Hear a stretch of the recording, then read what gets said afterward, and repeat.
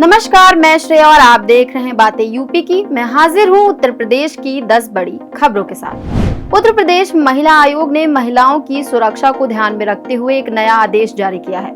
आयोग ने salon, beauty parlour, gym, योग सेंटर और बुटीक में महिलाओं के साथ छेड़छाड़ की बढ़ती घटनाओं को रोकने के लिए निर्देश दिए हैं। इसके अलावा महिलाओं के कपड़ों की नाप पुरुष दर्जी नहीं ले सकते और जिम, योग केंद्रों में महिला ट्रेनर और सीसीटीवी कैमरे लगाने की बात की गई है। इस फैसले का उद्देश्य महिला सुरक्षा को सुनिश्चित करना है। पुलिस मुख्यालय ने 3 से 7 वर्ष तक की सजा वाले आपराधिक मामलों की प्रारंभिक जांच 14 दिनों के भीतर पूरी करने के लिए नई एसओपी जारी की है। डीजीपी प्रशांत कुमार ने सभी पुलिस अधिकारियों को कड़ाई से इसका पालन करने के निर्देश दिए हैं। यदि जांच निर्धारित समय में पूरी नहीं होती तो एफआईआर दर्ज की जाएगी और जांचकर्ता को कारण बताओ नोटिस जारी होगा। इसके अलावा जांच की स्वीकृति प्राप्त करने के लिए थाना प्रभारी को 24 घंटे का समय मिलेगा। अब बढ़ते हैं अपनी अगली खबर की ओर। उत्तर प्रदेश सरकार ने लहसुन की बढ़ती मांग और कीमतों को नियंत्रित करने के लिए एक विशेष योजना शुरू की है। इस योजना के तहत प्रदेश में 10,000 हेक्टेयर अतिरिक्त क्षेत्र में लहसुन की खेती की जाएगी। किसानों को प्रति हेक्टेयर 12,000 रुपए का अनुदान मिलेगा। लहसुन का बीज राष्ट्रीय बागवानी अनुसंधान एवं विकास प्रतिष्ठान द्वारा उपलब्ध कराया जाएगा। ये योजना 45 जिलों में लागू होगी। किसान अपना पंजीकरण जिला उद्यान कार्यालय या विभाग की वेबसाइट पर करवा सकते हैं। मत्स्य विभाग के मंत्री संजय निषाद ने पट्टाधारक मछली पालकों से संवाद करते हुए उनके लिए केसीसी किसान क्रेडिट कार्ड पर 3 से 3.50 लाख रुपए तक के लोन की सुविधा देने की घोषणा की। मंत्री ने लीड बैंक मैनेजर को निर्देश दिया कि 1 सप्ताह में पट्टाधारक मछली पालकों के केसीसी बनवाए जाएं। इसके साथ ही मछुआ कल्याण कोष योजना के तहत इलाज और बीमा की सुविधाएं भी दी जाएंगी। मंत्री ने मछली पालकों को सरकार की योजनाओं के बारे में जानकारी दी और अधिकारियों को समस्याओं के त्वरित निस्तारण के निर्देश दिए। इसी के साथ अब बढ़ते हैं अपनी अगली खबर की ओर। उत्तर प्रदेश सरकार एरोस्पेस, रक्षा उत्पादन और अंतरिक्ष प्रौद्योगिकी क्षेत्रों में 50,000 करोड़ रुपए का निवेश आकर्षित करने की योजना बना रही है।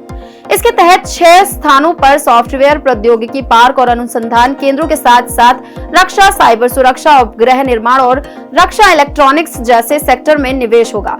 यूपी सरकार ने इसके लिए नई एरोस्पेस एवं रक्षा इकाई और रोजगार प्रोत्साहन नीति 2024 तैयार की है, जो कैबिनेट से मंजूरी के बाद लागू होगी। इस योजना से करीब 1 लाख लोगों को रोजगार मिलने की उम्मीद है। उत्तर प्रदेश सरकार ने जिला अस्पतालों और मेडिकल कॉलेजों को सौर ऊर्जा से रोशन करने की योजना शुरू की है। स्वास्थ्य विभाग ने 486 आयुष्मान आरोग्य मंदिरों में रूफटॉप सोलर सिस्टम लगाने के निर्देश दिए हैं। इस योजना का उद्देश्य बिजली बिल में कमी लाना और पर्यावरण संरक्षण करना है। सोलर सिस्टम लगाने का खर्च राष्ट्रीय स्वास्थ्य मिशन द्वारा दिया जाएगा। इसके बाद प्रदेश के सामुदायिक और प्राथमिक स्वास्थ्य केंद्रों को भी इसमें शामिल किया जाएगा। रेस्को पद्धति से मेडिकल कॉलेजों और अस्पतालों में सोलर सिस्टम लगाए जाएंगे, जिससे बिजली बिल आधा हो जाएगा। अब बढ़ते हैं अपनी अगली खबर की ओर। उत्तर प्रदेश में पहली बार लखनऊ में इलेक्ट्रिक डबल डेकर बस सेवा का शुभारंभ किया गया। मुख्यमंत्री योगी आदित्यनाथ ने इस बस को हरी झंडी दिखाकर रवाना किया। इस बस सेवा से 30 किलोमीटर के सफर के लिए यात्रियों को 45 रुपए का किराया देना होगा। लखनऊ एयरपोर्ट से कमता तक का किराया 40 रुपए निर्धारित किया गया है। ये सेवा प्रदूषण कम करने और यातायात की समस्या हल करने में मदद करेगी। आने वाले समय में यूपी के अन्य प्रमुख शहरों में भी इसी तरह की बसें शुरू की जाएंगी। आईआईटी बीएचयू के शोधकर्ताओं ने क्रोनिक किडनी डिजीज यानी कि सीकेडी के निदान के लिए सस्ता पेपर माइक्रोचिप डिवाइस विकसित किया है। ये डिवाइस किडनी रोग के प्रमुख बायोमार्कर्स क्रेटिनिन और एल्ब्यूमिन की पहचान करता है और महज 10 मिनट में परिणाम प्रदान करता है। इसके उपयोग विशेष रूप से प्राथमिक स्वास्थ्य केंद्रों में किया जा सकता है, जहां सीमित संसाधन होते हैं। इस तकनीक का सीकेडी के शीघ्र निदान में मदद मिलेगी, जिससे 2040 तक इस बीमारी से होने वाली मृत्यु दर वृद्धि को रोका जा सकता है।